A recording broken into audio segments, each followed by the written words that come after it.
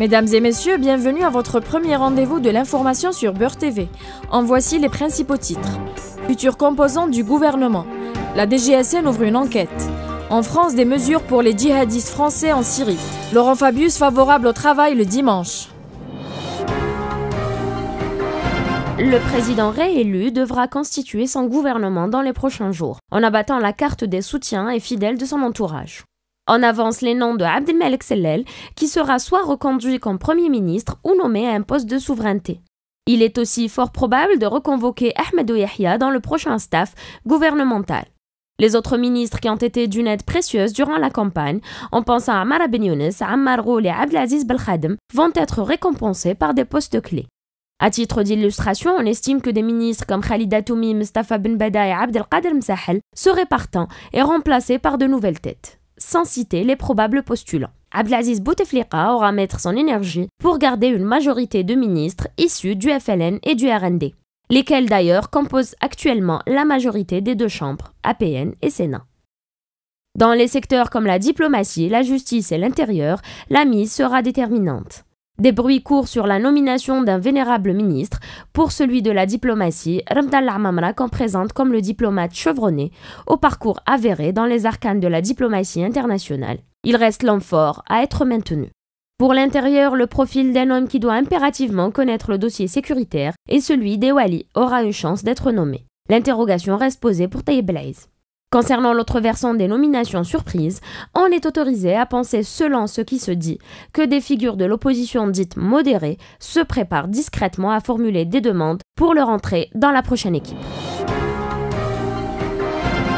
La cérémonie officielle d'investiture et la prestation de serment se dérouleront à une date qui n'est pas encore officiellement fixée, mais qui ne saurait dépasser la fin du mois courant. La cérémonie terminée, le chef de l'État s'investira aussitôt pour traduire sur le terrain les engagements pris durant la campagne électorale avec le peuple, pour renforcer et consolider la stabilité du pays à l'effet de poursuivre le développement durable de la société algérienne. Chantier prioritaire pour parachever les réformes politiques qu'il a initiées, la révision constitutionnelle qui consacrera l'état de droit, plus de liberté et plus de droits pour la femme. Il s'agit d'une réforme en profondeur du texte fondamental du pays, sur laquelle il est prévu une large consultation des acteurs politiques représentatifs de l'échiquier national.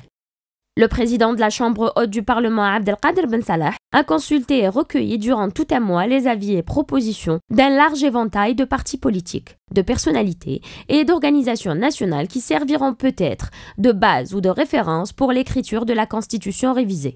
Les propositions et les avis récoltés par la commission Ben Salah seront-ils pris en compte par Abdelaziz Bouteflika?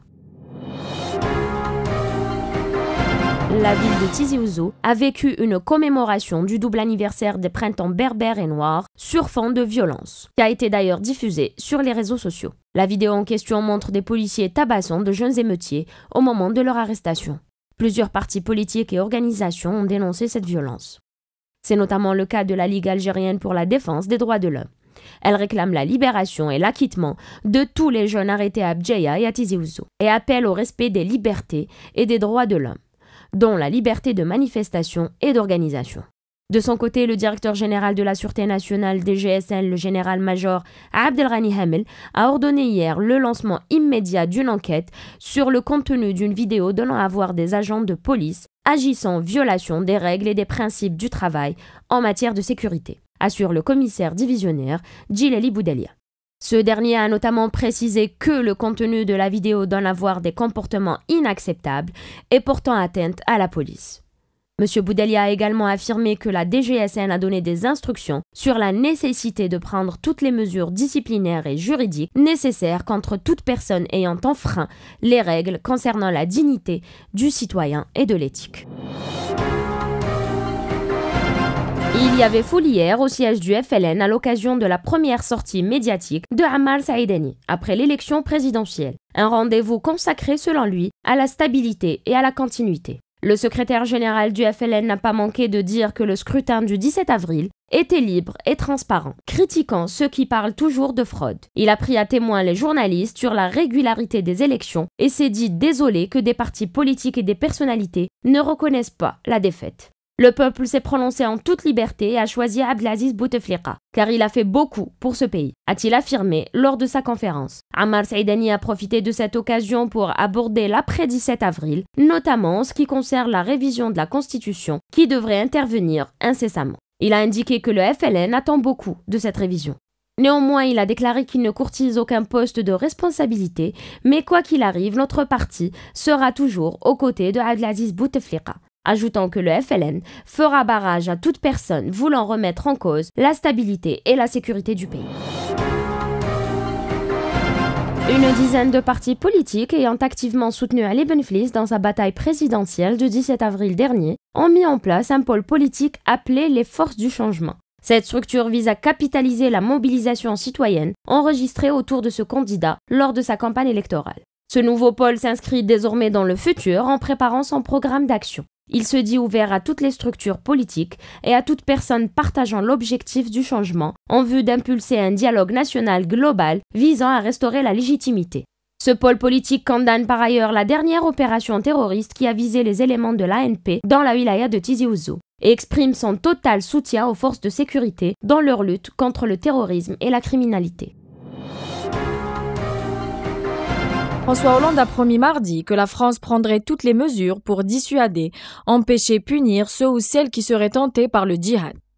La France déploiera tout un arsenal en utilisant toutes les techniques, y compris la cybersécurité, pour lutter contre ce phénomène, a affirmé le président de la République en évoquant le plan qui sera présenté mercredi par le ministre de l'Intérieur pour traiter de la question des Français partis en Syrie combattre aux côtés de groupes djihadistes. Seront également utilisées les techniques humaines qui consistent tout simplement à parler, à aller chercher dans les familles un certain nombre d'alertes qui nous permettent ensuite d'intervenir, a ajouté François Hollande lors d'une intervention à l'Institut du monde arabe.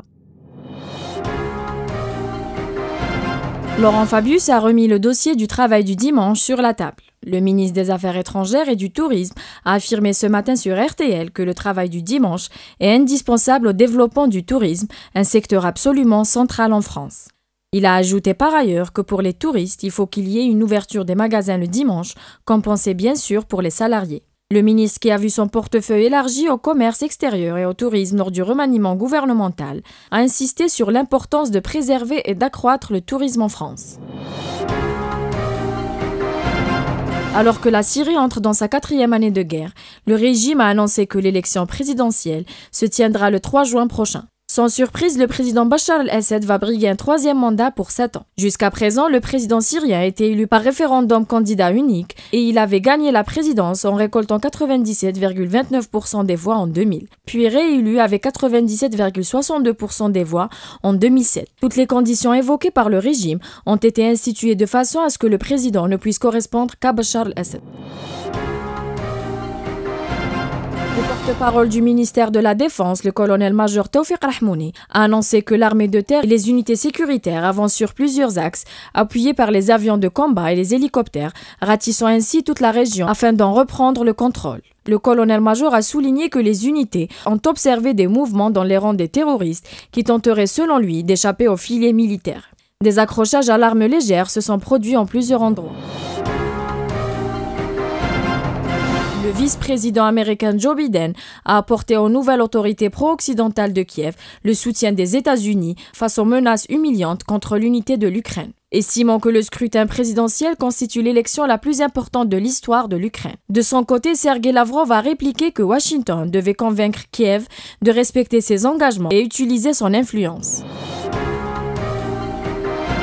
Nous commençons nos brèves culturelles par la Journée mondiale du livre et des droits d'auteur qui sera célébrée sous le thème de la traduction du livre et ses diverses missions. Du 23 au 24 avril, en hommage à Boukhalifa Bitam et Saïd Smaïl. Un atelier et un concours de traduction seront organisés. Les festivités s'achèveront par la remise de diplômes de participation et des prix pour les meilleures traductions. Il sera également procédé au lancement du concours au Grand Prix Mouloud Mamri.